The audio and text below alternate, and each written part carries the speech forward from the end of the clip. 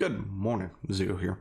And I remembered the video I was planning to do that instead I did the calling or something on because I couldn't remember what it was that we were going to talk about, or it was supposed to be Friday, and you know what? It's a big mess. The point is, I remembered what I was going to talk about.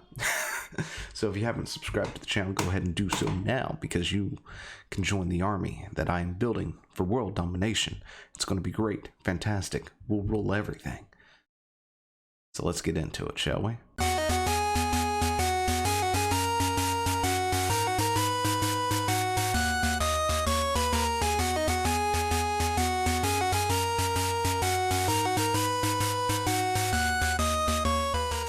But today we're talking about pro-consumerism, or companies who are being pro-consumer, and some pretty nice things. So if you hadn't been living under a rock like me and have been paying attention to something like the new gen Xbox 5, the Xbox Series X, and the PlayStation 5.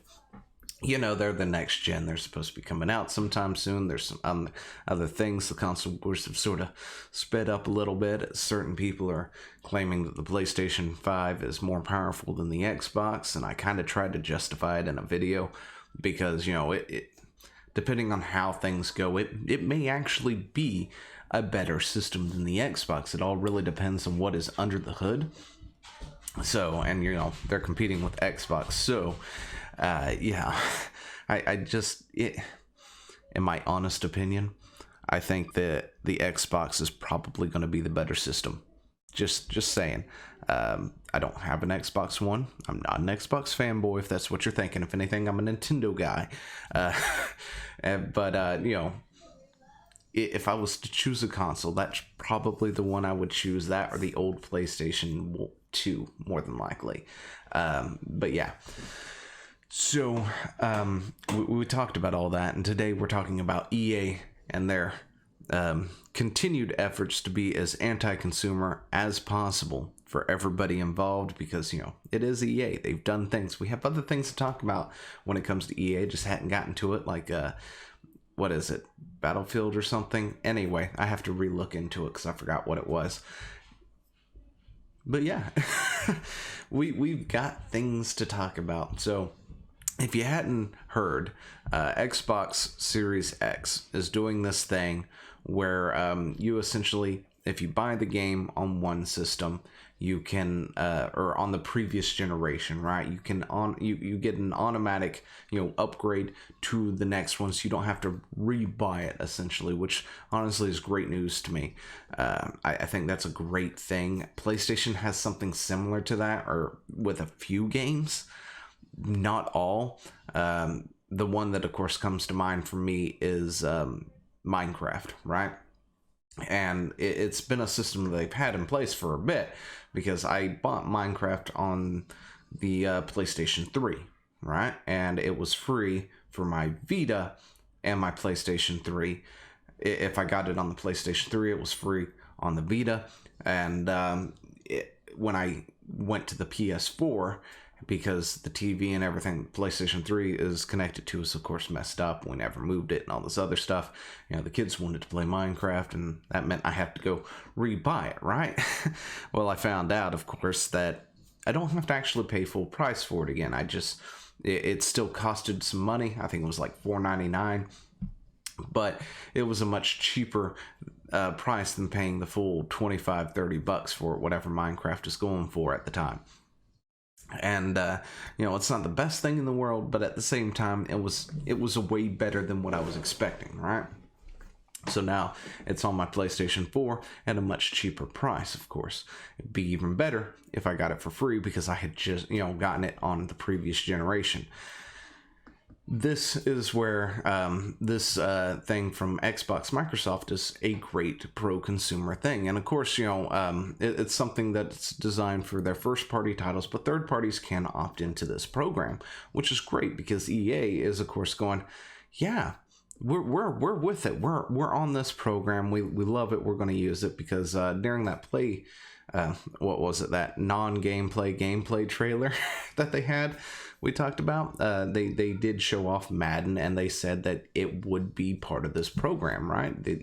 Okay, I take it back. They didn't exactly say that it would be on this particular program, but it would be free if you bought it on Xbox One and then wanted to get it for the Xbox Series X, that it would be free.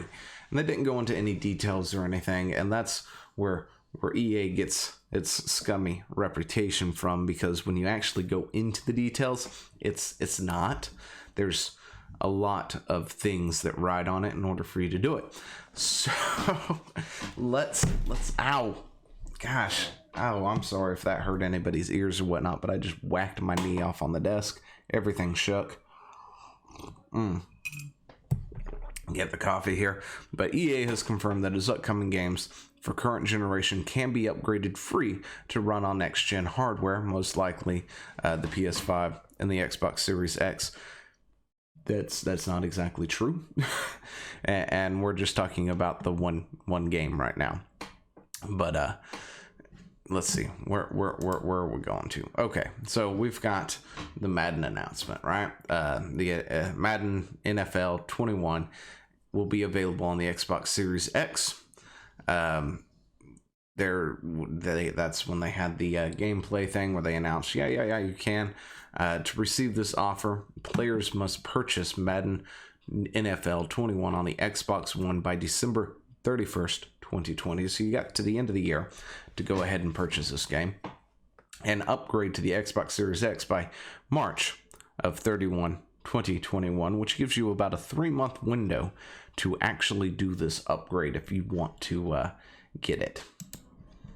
But yeah, in order, it doesn't have smart delivery. That's what it's being called, if I remember correctly, for the Xbox, smart delivery, where if you buy said game, you get the upgrade, because I think Cyberpunk 2077 is on the list of things that will have smart delivery, which I think is an amazing thing, to be totally honest.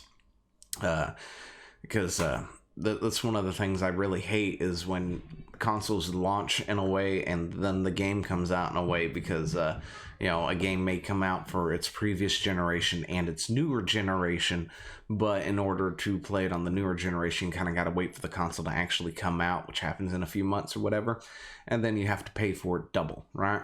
Which, of course, really greedy companies want you to do that, of course. But EA is giving you a watered down version of smart delivery, where you get a 3-month grace period to essentially get your game on a smart delivery system. Anything after or before that, of course, won't be done.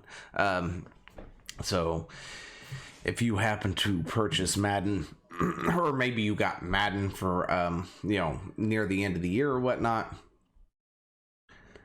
you're not going to be eligible for this thing if it's on your Xbox One or whatever, and then you got your upgraded system in February or something like that. So yeah, thanks EA. You're amazing. Love it when you do crap like this.